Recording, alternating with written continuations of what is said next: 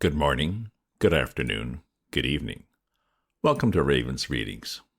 In our next novel, we are escaping into the misty, pine-scented woods of Muskoka, Canada. But before we get to the magic of the wilderness, we have to meet a woman trapped in a cage. It's a story written in the 1920s about fear, rebellion, and finding your own paradise when you least expect it. I will be reading to you from The Blue Castle by Lucy Maude Montgomery. Yes, the author of Anne of Green Gables. I do readings twice a week from various classics. If you subscribe to my free Substack newsletter at ravensview.substack.com, you'll get notified of the next episode and can leave your comments or suggestions on my site. And perhaps also browse my flash fiction writings or musings on the world. So let's meet Valancy Stirling and her sad, dull life. Trust me, things do change. The Blue Castle, Chapter 1. If it had not rained on a certain May morning, Valancy Stirling's whole life would have been entirely different. She would have gone, with the rest of her clan, to Aunt Wellington's engagement picnic, and Dr. Trent would have gone to Montreal. But it did rain, and you shall hear what happened to her because of it. Valancy wakened early, in the lifeless, hopeless hour just preceding dawn. She had not slept very well.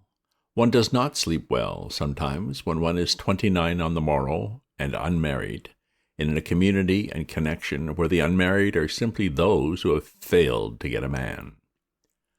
Deerwood and the Stirlings had long since relegated Valancy to hopeless old maidenhood, but Valancy herself had never quite relinquished a certain pitiful, shamed little hope that romance would come her way yet. Never until this wet, horrible morning, when she awakened to the fact that she was 29 and unsought by any man. Aye, there lay the sting. Valancy did not mind so much being an old maid. After all, she thought, being an old maid couldn't possibly be as dreadful as being married to an Uncle Wellington or an Uncle Benjamin or even an Uncle Herbert. What hurt her was that she had never had a chance to be anything but an old maid. No man had ever desired her. The tears came into her eyes as she lay there alone in the faintly graying darkness. She dared not let herself cry as hard as she wanted to, for two reasons. She was afraid that crying might bring on another attack of that pain around the heart. She had had a spell of it after she got into bed, rather worse than any she had had yet. And she was afraid her mother would notice her red eyes at breakfast and keep at her with minute, persistent, mosquito-like questions regarding the cause thereof. Suppose, thought Valancy with a ghastly grin, I answered with the plain truth. I am crying because I cannot get married. How horrified mother would be, though she is ashamed every day of her life of her old maid daughter. But of course appearances should be kept up. It is not, Valancy could hear her mother's prim dictatorial voice asserting, it is not maidenly to think about men. The thought of her mother's expression made Valancy laugh, for she had a sense of humor nobody in her clan suspected. For that matter, there were a good many things about Valancy that nobody suspected. But her laughter was very superficial, and presently she lay there, a huddled, futile little figure, listening to the rain pouring down outside and watching, with a sick distaste, the chill, merciless light creeping into her ugly, sordid room. She knew the ugliness of that room by heart, knew it and hated it. The yellow-painted floor with one hideous hooked rug by the bed with a grotesque hooked dog on it, always grinning at her when she awoke, the faded dark-red paper, the ceiling discolored by old leaks and crossed by cracks, the narrow, pinched little washstand, the brown paper lambrequin trim with purple roses on it, the spotted old looking-glass with the crack across it, propped up on the inadequate dressing table, the jar of ancient potpourri made by her mother in her mythical honeymoon, the shell-covered box with one burst corner which Cousin Stickles had made in her equally mythical girlhood, the beaded pincushion with half its bead fringe gone, the one stiff yellow chair, the faded, framed old motto, gone but not forgotten, worked in colored yarns about great-grandmother Stirling's grim old face, the old photographs of ancient relatives long banished from the rooms below. There were only 2 pictures that were not relatives. One, an old chromo of a puppy sitting on a rainy doorstep. That picture always made Valancy unhappy. That forlorn little dog crouched on the doorstep in the driving rain. Why didn't someone open the door and let him in? The other picture was a faded, passepartouted engraving of Queen Louise coming down a stairway, which Aunt Wellington had lavished upon her on her 10th birthday. For 19 years she had looked at it and hated it. Beautiful, smug, self-satisfied Queen Louise. But she never dared destroy it or remove it. Mother and Cousin Stickles would have been aghast, or, as Valancy irreverently expressed it in her thoughts, would have had a fit. Every room in the house was ugly, of course, but downstairs appearances were kept up somewhat. There was no money for rooms nobody ever saw. Valancy sometimes felt that she could have done something for her room herself, even without money, if she were permitted. But her mother had negatived every timid suggestion, and Valancy did not persist. Valancy never persisted. She was afraid to. Her mother could not brook opposition. Mrs. Stirling would sulk for days if offended, with the airs of an insulted duchess. The only thing Valancy liked about her room was that she could be alone there at night to cry if she wanted to. But after all, what did it matter if a room which you used for nothing except sleeping or dressing in were ugly? Valancy was never permitted to stay alone in her room for any other purpose. People who wanted to be alone, so Mrs. Frederick Stirling and Cousin Stickles believed, could only want to be alone for some sinister purpose. But her room in the Blue Castle was everything a room should be. Valancy, so cowed and subdued and overridden and snubbed in real life, was wont to let herself go rather splendidly in her daydreams. Nobody in the Stirling clan, or its ramifications, suspected this, least of all her mother and Cousin Stickles. They never knew that Valancy had 2 homes, the ugly red brick box of a home on Elm Street and the Blue Castle in Spain. Valancy had lived spiritually in the Blue Castle ever since she could remember. She had been a very tiny child when she found herself possessed of it. Always, when she shut her eyes, she could see it plainly, with its turrets and banners on the pine-clad mountain height, wrapped in its faint blue loveliness against the sunset skies of a fair and unknown land. Everything wonderful and beautiful was in that castle. Jewels that queens might have worn, robes of moonlight and fire, couches of roses and gold, long flights of shallow marble steps with great white urns, with slender mist-clad maidens going up and down them, courts, marble-pillared where shimmering fountains fell and nightingales sang among the myrtles, halls of mirrors that reflected only handsome knights and lovely women, herself the loveliest of all, for whose glance men died. All that supported her through the boredom of her days was the hope of going on a dream spree at night. Most, if not all, of the Stirlings would have died of horror if they had known half the things Valancy did in her Blue Castle. For one thing, she had quite a few lovers in it. Oh, only one at a time. One who wooed her with all the romantic ardor of the age of chivalry and won her after long devotion and many deeds of derring-do, and was wedded to her with pomp and circumstance in the great banner-hung chapel of the Blue Castle. At 12, this lover was a fair lad with golden curls and heavenly blue eyes. At 15, he was tall and dark and pale, but still necessarily handsome. At 20, he was ascetic, dreamy, spiritual. At 25, he had a clean-cut jaw, slightly grim, and a face strong and rugged rather than handsome. Valancy never grew older than 25 in her Blue Castle, but recently, very recently, her hero had reddish tawny hair, a twisted smile, and a mysterious past. I don't say Valancy deliberately murdered these lovers as she outgrew them. One simply faded away as another came. Things are very convenient in this respect in Blue Castles. But on this morning of her day of fate, Valancy could not find the key of her Blue Castle.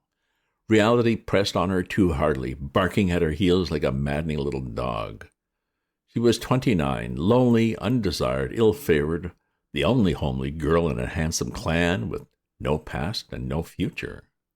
As far as she could look back, life was drab and colorless, with not one single crimson or purple spot anywhere. As far as she could look forward, it seemed certain to be just the same, until she was nothing but a solitary little withered leaf clinging to a wintry bough. The moment when a woman realizes she has nothing to live for, neither hope, duty, purpose, or hope, holds for her the bitterness of death. And I just have to go on living, because I can't stop. I may have to live 80 years, thought Valancy in a kind of panic. We're all horribly long living. It sickens me to think of it. She was glad it was raining, or rather she was drearily satisfied that it was raining. There would be no picnic that day.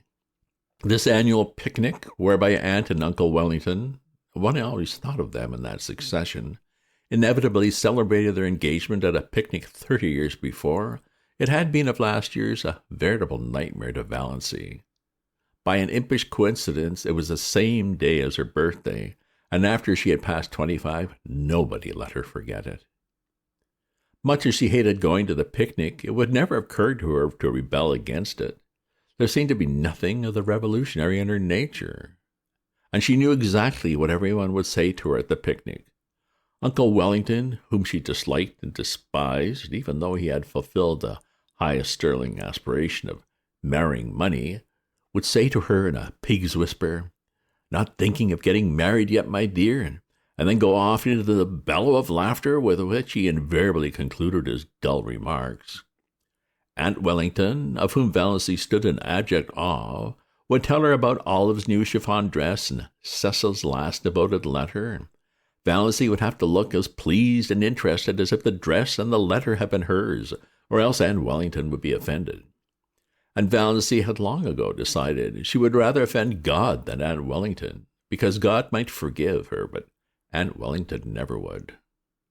Aunt Alberta, enormously fat, with an amiable habit of always referring to her husband as he, as if he were the only male creature in the world, who could never forget that she had been a great beauty in her youth, would condole with Valancy on her sallow skin. "I don't know why all the girls of today are so sunburned. When I was a girl, my skin was roses and cream. I was counted the prettiest girl in Canada, my dear."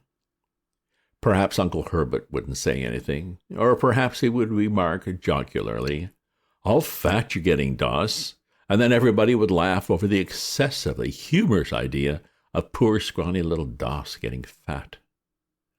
Handsome, solemn Uncle James, who Valancy disliked but respected because he was reputed to be very clever and was therefore the clan oracle, brains being none too plentiful in the Stirling connection, would probably remark with the owl-like sarcasm that had won him his reputation, "I suppose you're busy with your hope chest these days?" And Uncle Benjamin would ask some of his abominable conundrums between wheezy chuckles and answer them himself. Like, what is the difference between Doss and a mouse? The mouse wishes to harm the cheese, and Doss wishes to charm the he's. Valancy had heard him ask that riddle 50 times, and every time she wanted to throw something at him, but she never did. In the first place, the Stirlings simply did not throw things. In the second place, Uncle Benjamin was a wealthy, childless old widower, and Valancy had been brought up in the fear and admonition of his money. If she offended him, he would cut her out of his will, supposing she were in it. Valancy did not want to be cut out of Uncle Benjamin's will. She had been poor all her life and knew the galling bitterness of it. So she endured his riddles and even smiled tortured little smiles over them. Aunt Isabel, downright and disagreeable as an east wind, would criticize her in some way. Valancy could not predict just how, for Aunt Isabel never repeated a criticism. She found something new with which to jab you every time. Aunt Isabel prided herself on saying what she thought, but didn't like it so well when other people said what they thought to her.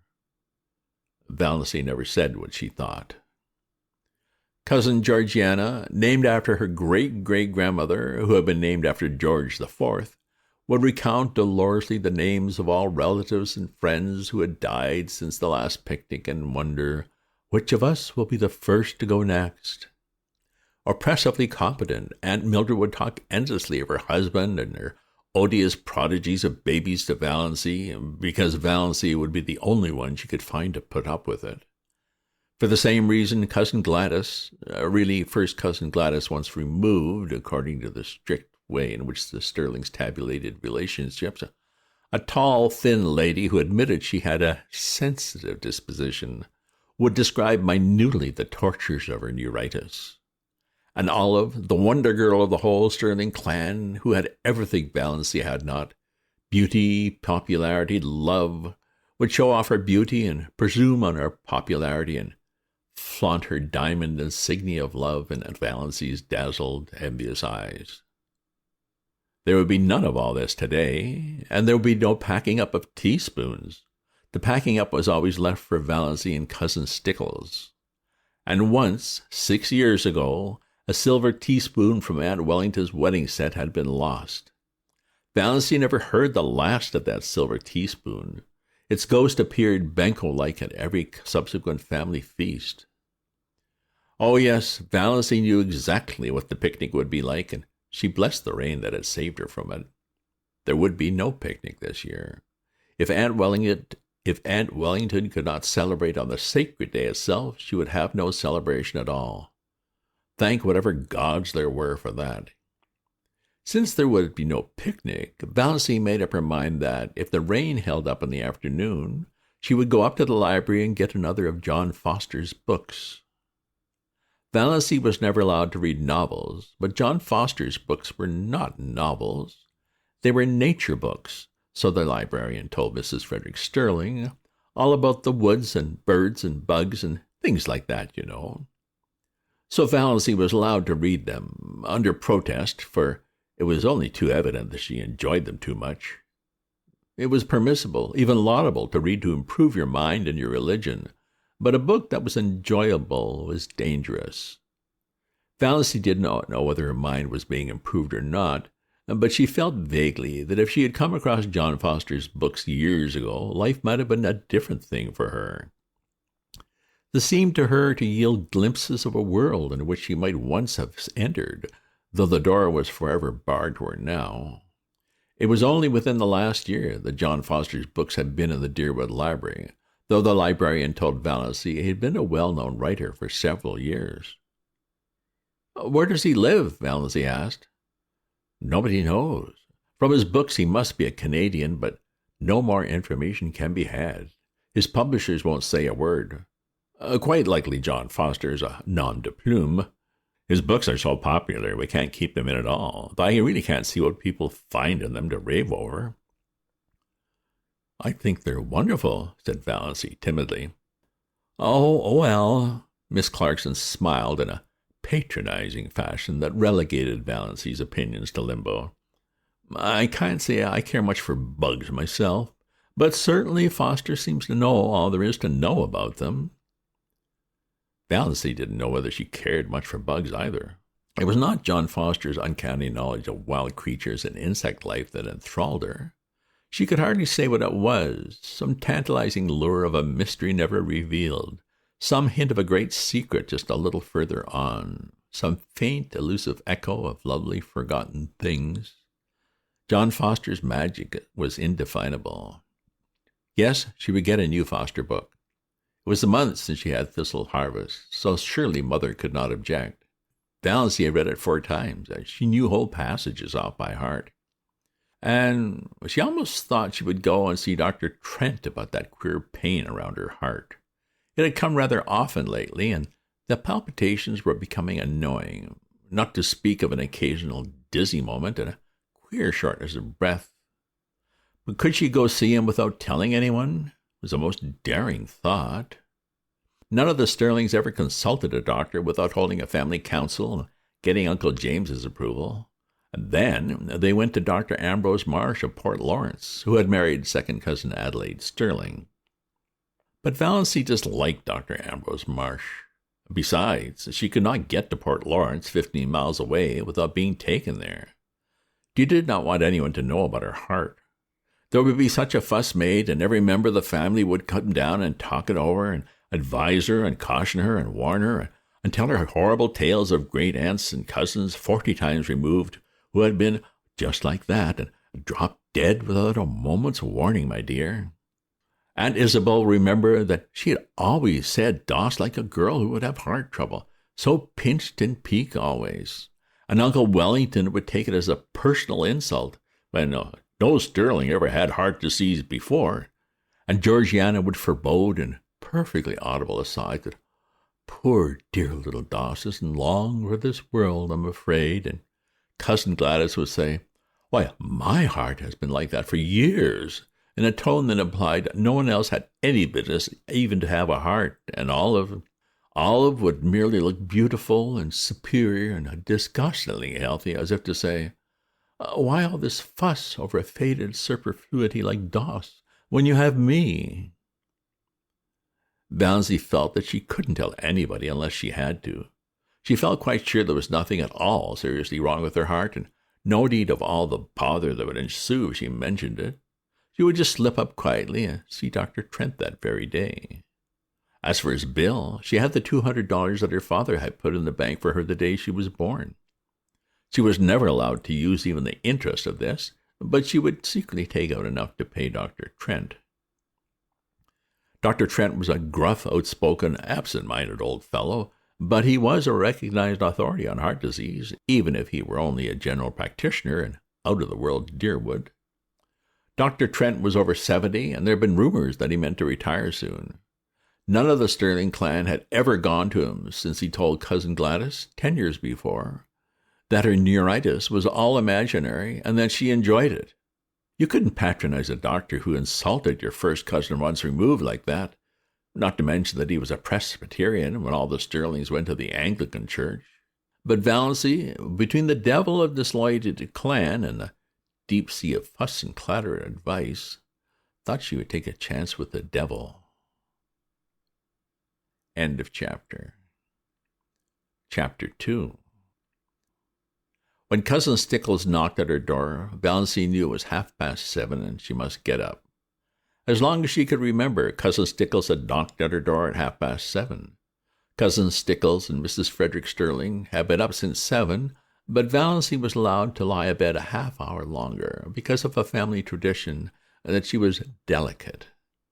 Valancy got up, though she hated getting up more this morning than ever she had before. What was there to get up for? Another dreary day, like all the days that had preceded it, full of meaningless little tasks, joyless and unimportant, that benefited nobody. But if she did not get up at once, she would not be ready for breakfast at 8 o'clock. Hard and fast times for meals were the rule in Mrs. Stirling's household. Breakfast at 8, dinner at 1, supper at 6, year in and year out. No excuses for being late were ever tolerated. So up Valancy got, shivering. The room was bitterly cold with the raw, penetrating chill of a wet May morning. The house would be cold all day. It was one of Mrs. Frederick's rules that no fires were necessary after the 24th of May. Meals were then cooked on the little oil stove in the back porch. And though May might be icy and October frostbitten, no fires were lighted until the 21st of October by the calendar.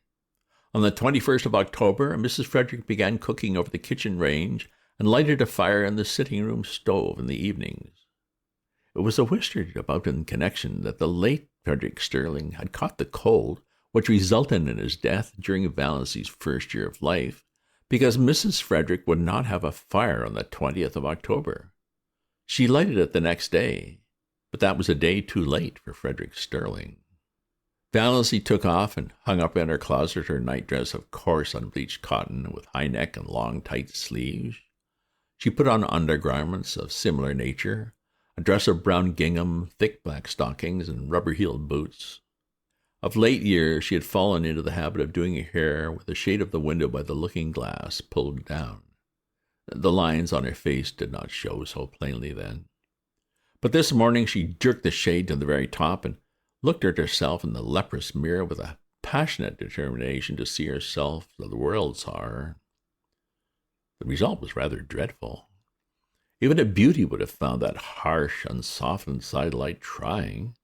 Valancy saw straight black hair, short and thin, always lustreless, despite the fact she gave it 100 strokes of the brush, neither more nor less, every night of her life, and faithfully rubbed Redfern's hair vigor into the roots, more lustreless than ever in this morning roughness, fine, straight black brows, a nose she had always felt was much too small even for her small, three-cornered white face, a small, pale mouth that always fell open a trifle over little pointed teeth, a figure thin and flat-breasted, rather below the average height. She had somehow escaped the family high cheekbones, and her dark brown eyes, too soft and shadowy to be black, had a slant that was almost oriental. Apart from her eyes, she was neither pretty nor ugly, just insignificant-looking, she concluded bitterly. How plain the lines round her eyes and mouth were in that merciless light, and never had her narrow white face looked so narrow and so white. She did her hair in a pompadour. Pompadours had long gone out in fashion, but they had been in when Valancy first put her hair up, and Aunt Wellington had decided that she must always wear her hair so. "It is the only way that becomes you. Your face is so small that you must add height to it by a pompadour effect," said Aunt Wellington, who always enunciated commonplaces as if uttering profound and important truths. Valancy had hankered to do her hair pulled low on her forehead with puffs about the ears, as Olive was wearing hers, but Aunt Wellington's dictum had such an effect on her that she never dared change her style of hairdressing again. But then, there were so many things Valancy never dared to do. All of her life she had been afraid of something, she thought bitterly, from the very dawn of recollection, when she had been so horribly afraid of the big black bear that lived, so Cousin Stickles told her, in the closet under the stairs. And I always will be. I know it. I can't help it. I don't know what it would be like not to be afraid of something. Afraid of her mother's sulky fits, afraid of offending Uncle Benjamin, afraid of becoming a target for Aunt Wellington's contempt, afraid of Aunt Isabel's biting comments, afraid of Uncle James's disapproval, afraid of offending the whole clan's opinions and prejudice, afraid of not keeping up appearances, afraid to say what she really thought of anything, afraid of poverty and her old age. Fear, fear, fear, she could never escape from it. It bound her and enmeshed her like a spider's web of steel. Only in her blue castle could she find temporary release. And this morning, Valancy could not believe she had a blue castle. She would never be able to find it again. 29, unmarried, undesired, what had she to do with the fairy-like chatelaine of the blue castle? She would cut such childish nonsense out of her life forever and face reality unflinchingly. She turned from her unfriendly mirror and looked out. The ugliness of the view always struck her like a blow. The ragged fence, the tumble-down old carriage shop in the next lot, plastered with crude, violently colored advertisements. The grimy railway station beyond, with the awful derelicts that are always hanging around it, even at this early hour. In the pouring rain, everything looked worse than usual, especially the beastly advertisement. Keep that schoolgirl complexion. Valancy had kept her schoolgirl complexion. That was just the trouble. There was not a gleam of beauty anywhere. Exactly like my life, thought Valancy drearily. Her brief bitterness had passed. She accepted facts as resignedly as she always accepted them. She was one of the people whom life always passes by. There was no altering that fact. In this mood, Valancy went down to breakfast. End of chapter. Wow. Definitely not a happy life or a happy woman. Will she find her blue castle again? Just a reminder, if you subscribe to my free Substack newsletter at ravensview.substack.com, you'll get notified of my updates as soon as they're ready. If you enjoyed this reading or have other classics you'd like to hear, leave me a comment.